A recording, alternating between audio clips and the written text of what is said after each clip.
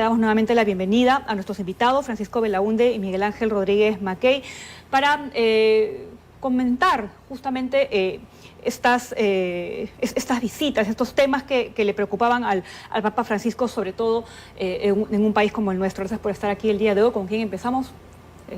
Miguel Ángel, ¿qué tal? Muchas gracias, Pamela, por la invitación. Bueno, efectivamente, no estamos hablando de situaciones que le preocupaban al Papa y que a la fecha no se han resuelto. Él las puso sobre la mesa en la época del gobierno de Pedro Pablo Kuczynski y son situaciones que en realidad afectan a toda la región, ¿no? O sea, sicariato, corrupción, problemas vinculados al cambio climático, a la trata de personas. Sí. Bueno, primero decirte que el Papa Francisco tenía místicamente, él era un jesuita, Íñigo López de Recalde, San Ignacio Loyola, fue un santo de la honradez, un santo de la axiología. Entonces, eso lo tenía inscrito, era su práctica de vida. Por tanto, cualquier acto operario en América Latina, como lo acabas de describir, es evidente que le impactara. La corrupción, ¿cómo no le va a impactar a un hombre formado precisamente en lo que debe significar axiología de vida, ¿no?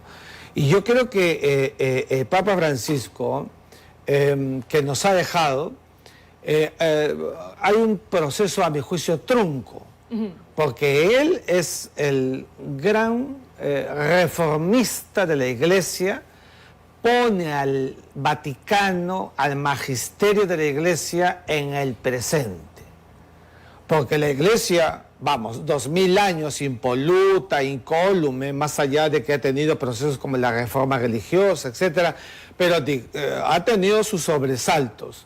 Y el Papa buscó en todo momento preocuparse para que estuviera en cada uno de los países de la mejor forma, de la mejor manera.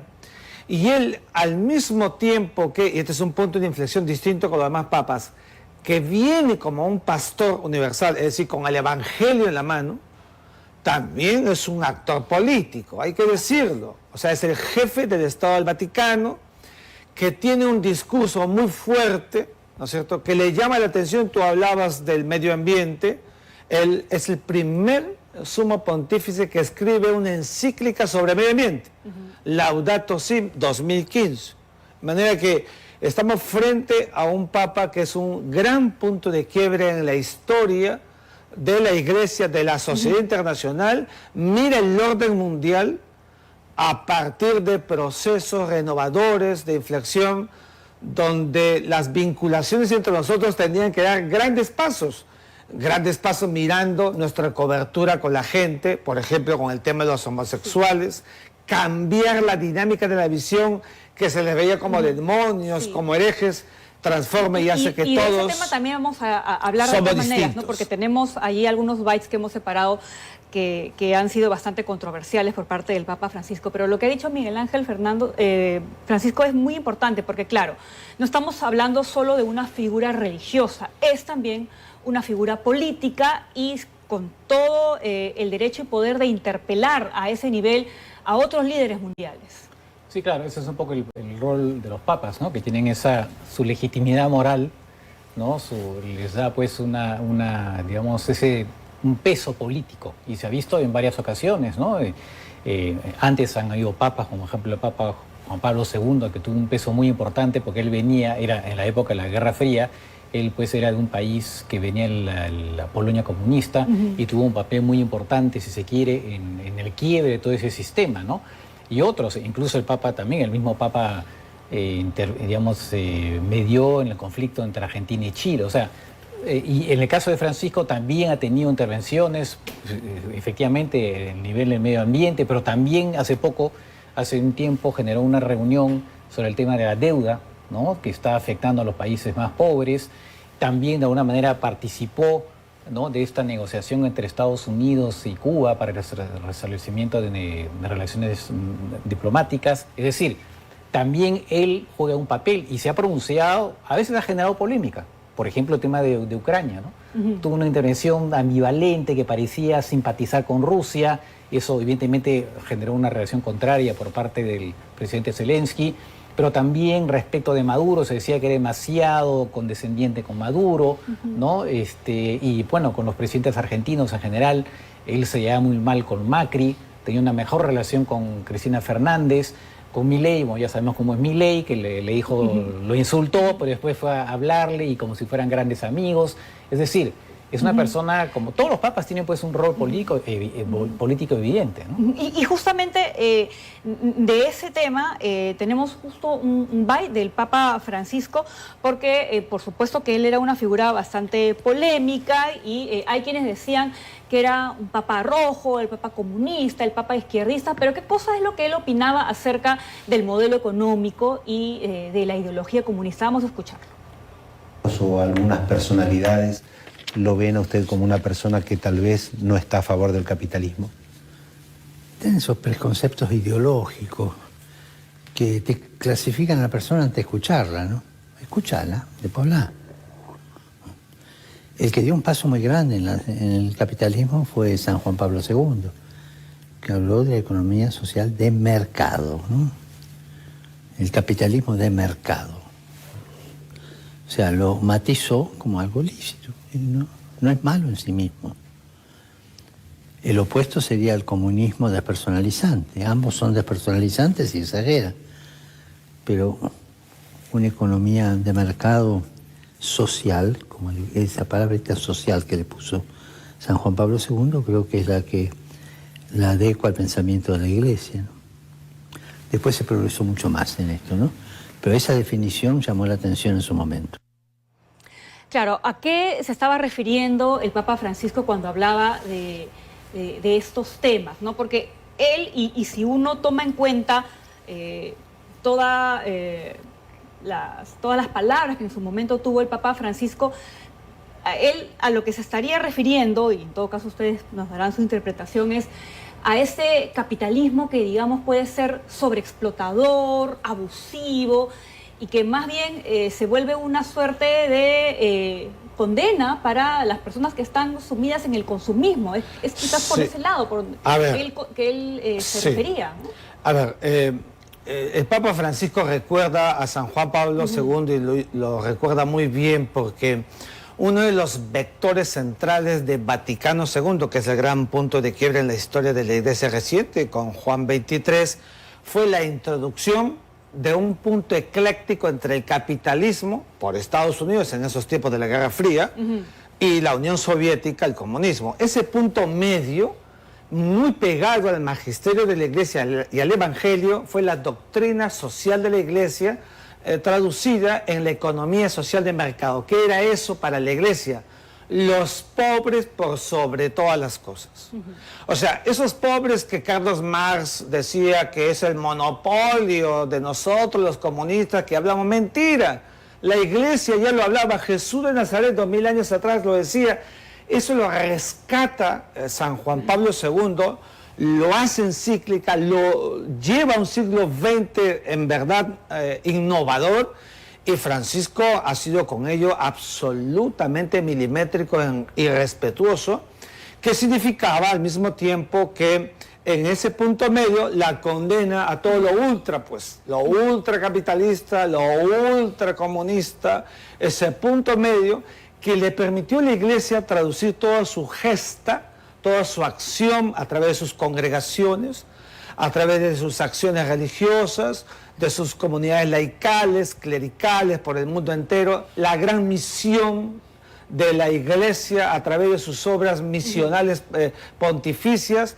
Para el Papa eso era trascendental. Los pobres, por sobre todos, nada podía interrumpir lo que él consideraba era central. De hecho, ese fue el consejo o el mensaje que le dio el cardenal brasileño cuando él asume como papa. No te olvides de los pobres, les decía, ¿no? Y por eso es que él toma el nombre de Francisco. Y en ese sentido, entonces, ¿qué ideología es el papa? ¿O de qué ideología era el papa? A ver, no, ¿Era el papa progre? Lo que dijo... lo que tú estás diciendo justamente, hay la doctrina social de la Iglesia y el social cristianismo, que efectivamente es una especie de balance entre el capitalismo, ¿no? Y la protección, ¿no? Sistema previsional, ¿no? El estado de bienestar, ¿no? Que es un poco cómo fueron surgiendo los partidos demócratas cristianos después de la Segunda Guerra Mundial, ¿no? Un poco esa ideología. Ahora, el Papa evidentemente tenía pues simpatías de izquierda, es verdad. Muchos decían algunos decían que era más primero peronista y después católico, ¿no? Porque tenía algún tipo de simpatía, ¿no?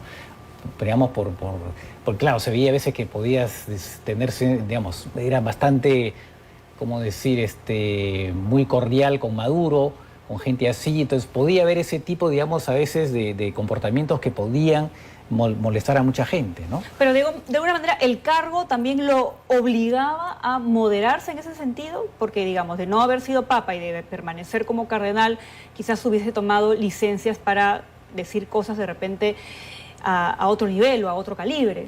Bueno, a ver, es un tema finalmente de matices, ¿no? Porque evidentemente el Papa no puede salirse de determinados comportamientos, ¿no? Pero sí se puede notar a veces algún tipo de simpatía o no por determinados mandatarios, ¿no?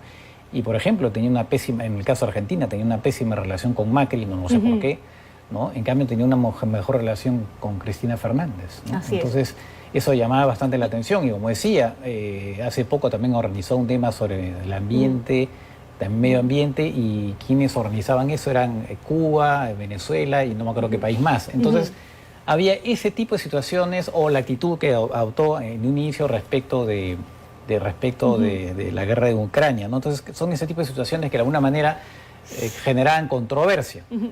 Y a propósito de la relación que tenía el Papa Francisco con los mandatarios argentinos, bueno, la relación que tiene con Milei en los últimos tiempos, entendemos que mejoró, pero cuando Milei todavía era candidato, incluso tuvo unas declaraciones con unos insultos a un nivel realmente terrible. Tenemos justamente un compilado de algunas de estas declaraciones que el presidente Javier Milei hizo del Papa Francisco y después los vamos a comentar.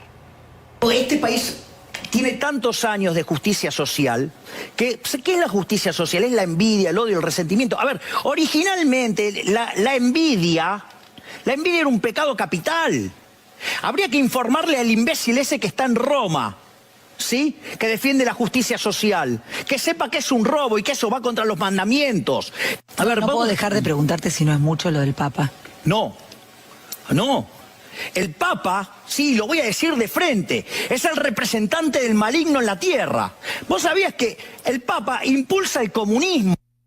Bueno, ahora como presidente y tras la muerte del Papa Francisco, el presidente Javier Milei emitió este comunicado a través de sus redes sociales en donde él señala que, bueno, a pesar de diferencias que hoy resultan menores, maligno el representante del maligno en la tierra, pero para él ahora son diferencias menores. Haber podido conocerlo en su bondad y sabiduría fue un verdadero honor para mí, ¿no? Como presidente y como argentino y fundamentalmente como un hombre de fe, despido al Santo Padre y acompaño a todos los que hoy nos encontramos con esta triste noticia. Entonces, ¿qué es lo que podríamos decir de la relación que tenía Francisco con Milei, pero en general con Argentina también, Miguel Ángel? Porque hay algo que es importante señalar. Él nunca volvió a pisar Argentina después de ser nombrado Papa. Sí, yo lo referí en los dos libros que escribí sobre el Papa Francisco, pero yo quisiera centrar la idea porque, digamos, Francisco de izquierdista no tuvo nada. O sea, un papa que es verdad, que es flexible con lo que se habría dicho un papa progresista, que tenía algunas dosis de flexibilización, etcétera. Pero te advierto que el papa fue muy duro en mantener la posición, por ejemplo, en el tema del sacerdocio, que solamente son varones los sacerdotes, porque así lo dijo Jesús el día de la última cena, cuando instituye el sacramento de la Eucaristía y la orden sacerdotal. O sea, en eso no doblegó. O sea, estaba en la línea de los conservadores. Lo que te quiero decir es que Francisco fue siempre un hombre ecléctico del medio. En Argentina, ¿de qué se le acusaba a Francisco en los años 70? De ser indiferente, decían quienes, la gente de izquierda, cuando no se pronunciaba por los actos de violación de derechos humanos del gobierno de Videla, de Viola. Entonces, vamos, Yo creo que Francisco ha tenido, evidentemente, en el momento en que se convierte en papa, como muy bien dices en la apuesta, él ya tiene una posición y una visión más ecuménica y aprovecha su papado para dar paso a este pedido a gritos de transformaciones que requería la Iglesia. La Iglesia se estaba quedando, está perdiendo fieles. Entonces, un Francisco que en el marco del social cristianismo, la democracia cristiana, que se hicieron partidocracias en América Latina, mantuvo la posición pegada, repito, al Evangelio y al magisterio de la Iglesia, las dos cuestiones vertebrales de lo que significa esta visión escatológica que ha sostenido siempre el catolicismo, y que más allá de cuestiones que han habido a través de los años, por ejemplo, en los tiempos de la Reforma, Juan Wycliffe, Martín Lutero, Juan Calvino, todos ellos que quisieron buscar cambios cualitativos en la Iglesia, se han mantenido incólume, y Francisco, en su marco, así como se ha dicho, y con esto acabo, progresista o reformador, ha sabido mantener garantía de que la Iglesia se mantiene con su único proceso evangélico, con esa vocación de Jesús de Nazaret hasta el día de hoy. Por eso es que está viva y se mantiene fuerte, a pesar de las adversidades humanas, como lo hubo en los tiempos de los Borgia, te acordarás conmigo. Y eso es importante porque, claro, la mayor preocupación, y hay muchos que coinciden, es que el Papa lo que quería era una iglesia abierta a todos. Y en ese sentido, por supuesto que él tuvo declaraciones para las personas homosexuales, para la comunidad LGTBI. Vamos a escucharlo. Si una persona es homosexual y busca a Dios, ¿quién soy yo para juzgarla? A un papá y a una mamá nunca echen de la casa a un hijo o una hija homosexual. Acéptenlo, elaboren eso en familia. De la criminalización. Lamentablemente hay 30 países más o menos que criminalizan hoy día la homosexualidad. Y de esos 30, casi 10 tienen la pena de muerte. Eso es muy grave. Y ser homosexual no es un delito, es una condición humana. Somos todos hijos de Dios. Y Dios nos quiere como estamos y con la fuerza que luchamos cada uno por nuestra dignidad. Cada hombre y cada mujer tiene que tener una ventana en su vida, donde pueda volcar su esperanza y donde pueda ver la dignidad de Dios. Ternura, por favor, ternura, como la tiene Dios con cada uno de nosotros.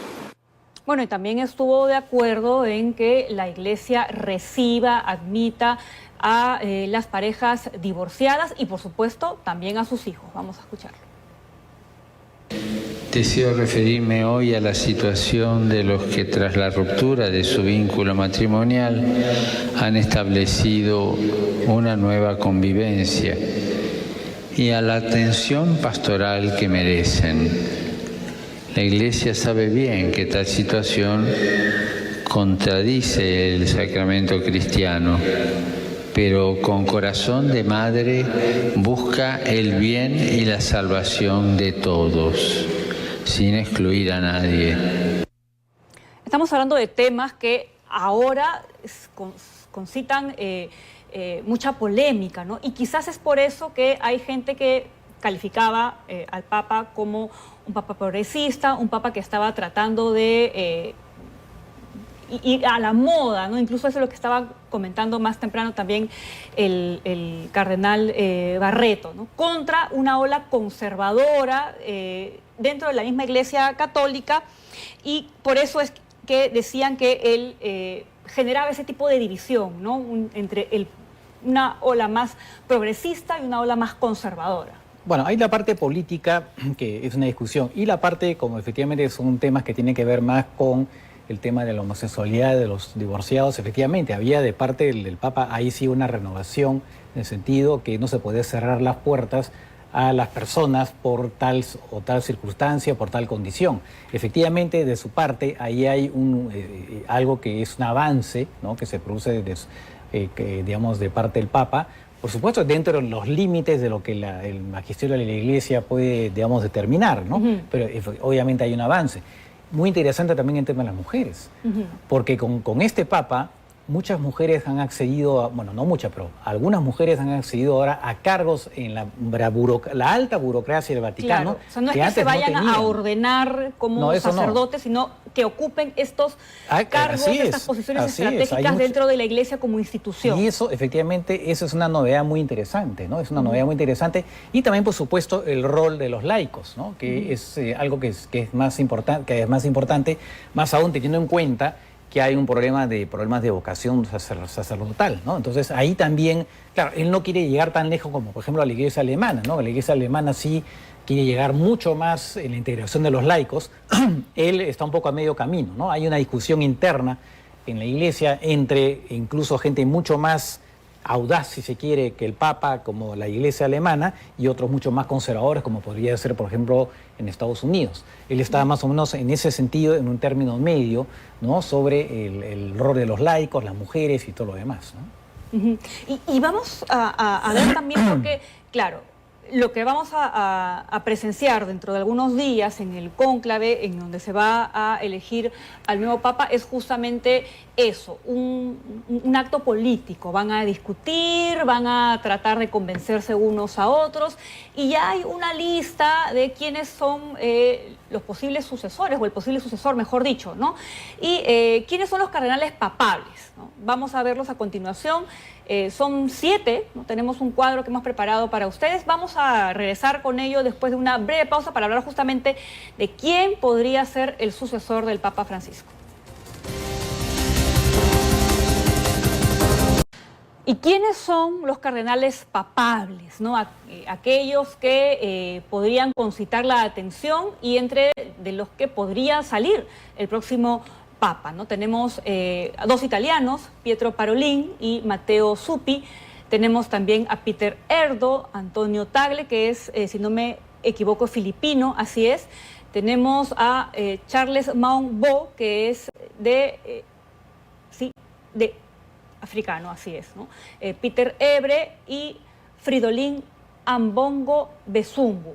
Entonces, lo que estamos viendo aquí es que los principales candidatos ya no son en su mayoría cardenales europeos, ¿no? Hay muchos que son ya de Asia, de África, y la tendencia podría ser esa, tomando en cuenta también, Francisco, que muchos de los cardenales que van a ir a votar fueron ordenados también por Francisco, y la tendencia podría ser esa, a elegir a alguien que continúe el legado de Bergoglio. Claro, es una posibilidad, ¿no? Hay que ver que efectivamente ya no hay papas italianos últimamente. Bueno, hay 2 candidatos ahora, pero con Juan Pablo II empezaron, pues, los papas siguientes no eran italianos, y hemos tenido un primer papa latinoamericano.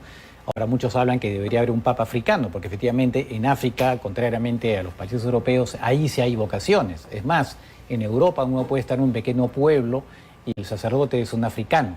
¿Por qué? Porque no hay papas ¿no? del país, ¿no? Entonces, muchos dicen eso, ¿no? Que debía ser un papa africano. Y claro, como muchos cardenales han sido nombrados por el Papa Francisco, pues se podría pensar que eventualmente, ¿no?, alguien de su línea pudiera ser elegido. Pero al final todo eso queda, finalmente, es muy incierto, ¿no? Había esa famosa frase que siempre se dice, ¿no? El que entra papa al concilio sale cardenal, ¿no? O sea, el favorito al final pierde y se elige una persona que nadie se esperaba. Eso puede pasar también, pasa con mucha frecuencia, por cierto.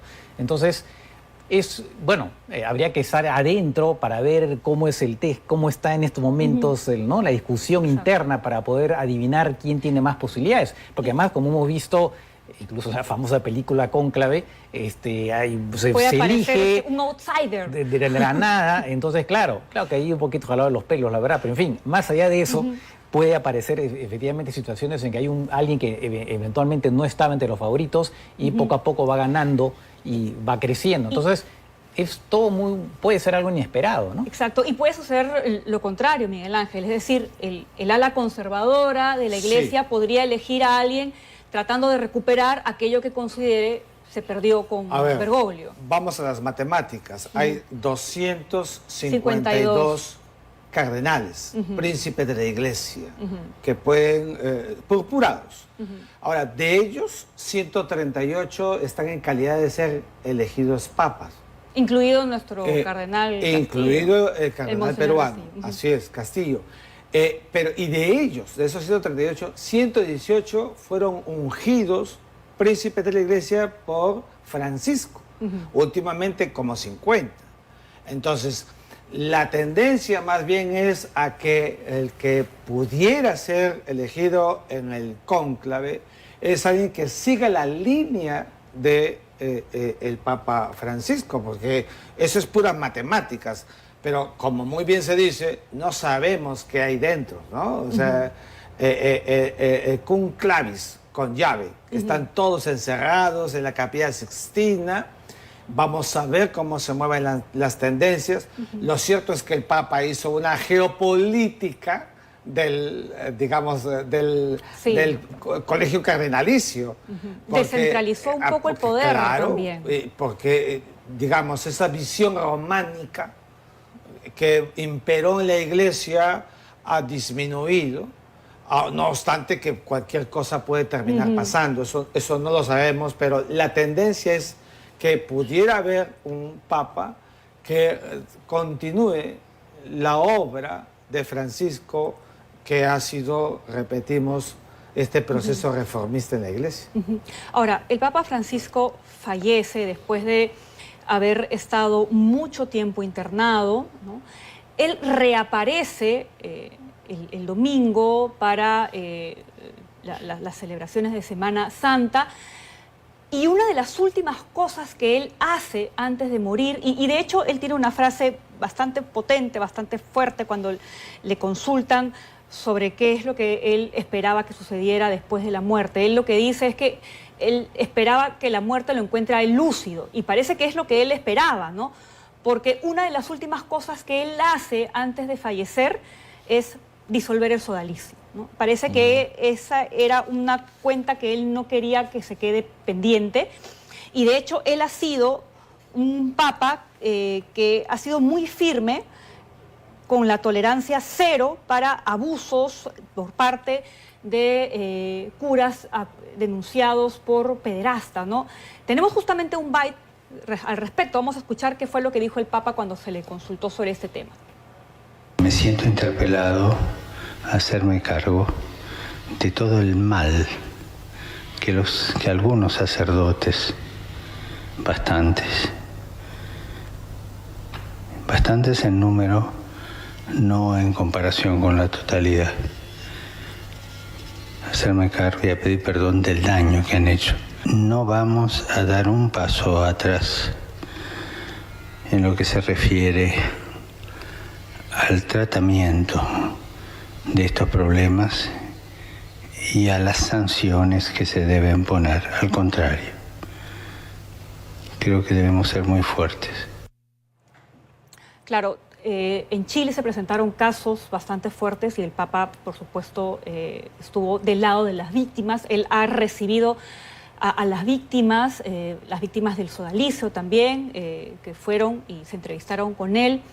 Y de hecho, algo que para muchos impensable, ¿no? Suspender incluso al ex cardenal Cipriani luego de haber recibido de denuncias que lo acusaban a él también de haber cometido estos abusos. Sí, yo creo que este es el tema, digamos, central del punto de quiebre en el pontificado de Francisco. Muy bien dijiste, él va a Chile y queda impactado. Hay una resistencia, viste cómo lo recibieron, que en realidad no era él, sino lo que estaba pasando en la iglesia chilena. Que él al principio no creía, no creía. Tanto así que hasta salió en un primer momento en defensa del acusado, como debe ser. Y después reculó al escuchar directamente los testimonios de las víctimas. Y entonces el Papa vuelve al Vaticano y hace una reingeniería, tanto así que incluso hace una suerte de concilio, no fue un concilio, pero reúne a los doctos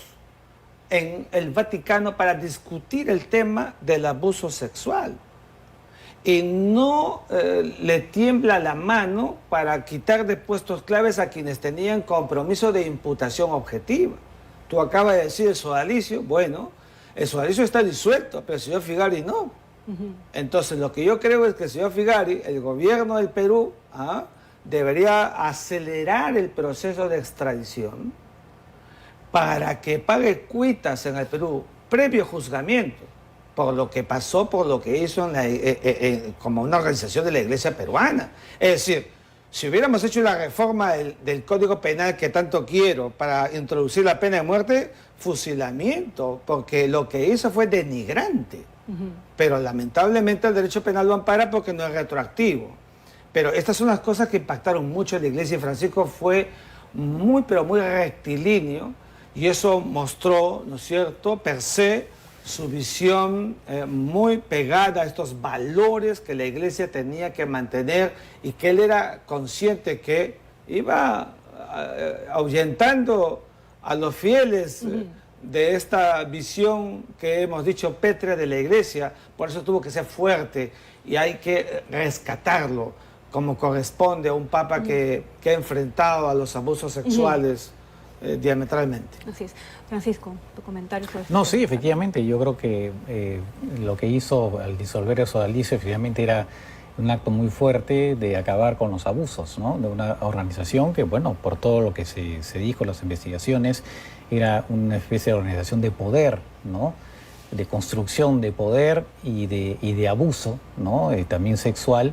Y claro, tenía que acabar, y bueno, hay que felicitar a todos a aquellos que participaron de eso y finalmente llevar a esta decisión del Papa de disolver esa organización. Efectivamente, el Papa cambió un poco lo que había sido lo que se criticaba a su antecesor, en particular Juan Pablo II, pues él cambia, ¿no? Y decide, como decirlo de alguna manera, tolerancia cero frente a ese tipo de situaciones, ¿no? Algunos dicen que pudo haberse ido más allá, más lejos, en fin. El tema es que él ha tomado decisiones muy valientes, ¿no? Y efectivamente ha apartado, ¿no?, a una serie de personajes de la Iglesia implicados en abusos sexuales, ¿no? Y eso sí es tal vez uno de los principales logros del Papa. Eso sí va a ser recordado sin duda por eso, ¿no?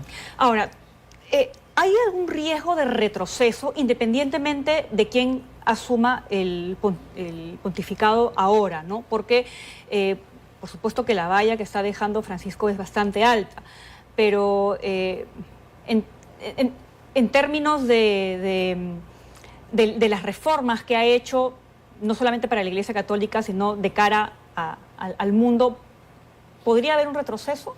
Yo creo difícil, en todo caso, justamente como muchos cardenales han sido nombrados por él, en todo caso yo veo difícil que pueda haber un papa tan conservador que haga retrocesos, por ejemplo, en el hecho de nombrar mujeres en cargos importantes. Eso lo veo bastante complicado. O sea, si hay algún tipo de reacción, si se quiere, que hay un papa que de repente no es tan, digamos, que no va tan lejos como Francisco, pero de ahí que vaya a haber un retroceso, sí lo veo bastante complicado, ¿no? No sé qué tendría que pasar para que un personaje así pueda ser elegido papa. No lo veo, pero claro, como se dice, la vida te da sorpresas, incluso en el Vaticano, ¿no?